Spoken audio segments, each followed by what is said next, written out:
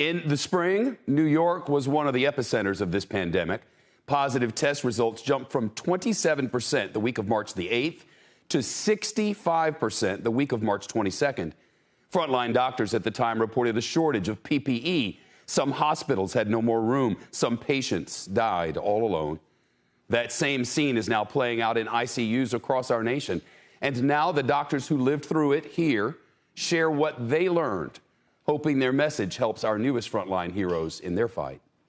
As an emergency medicine physician, we're exposed to a lot of infectious diseases, but none like COVID-19. They're doctors who fought the invisible enemy, now sharing what got them through. First stop, New York City.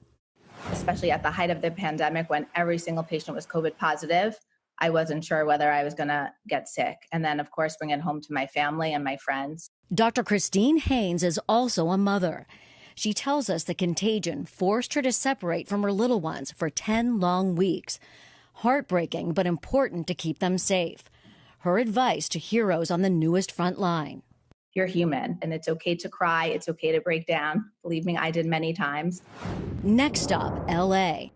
It's always hard to talk about end-of-life matters with family members, but once you introduce an illness that can not just be devastating, but can also pose risk to others, it takes on a very different dimension. Dr. Sam Torbati warning the surge takes a toll at work and at home, too. On an individual level, it's going to be different. Your family members may not want to interact with you. You may need to develop a process of decontaminating yourself in your garage before you're allowed back in. And you may need to prepare to become sick. Last stop, Seattle. Toughest part was being the first in the U.S. to be really experiencing what a wave of COVID patients looks like. It felt helpless. Dr. Sachita Shah says the fight was isolating. Her advice, no one should feel alone in this battle.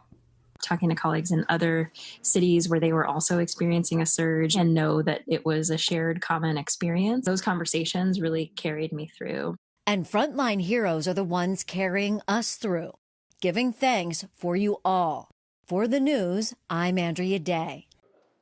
Shepard Smith here. Thanks for watching CNBC on YouTube.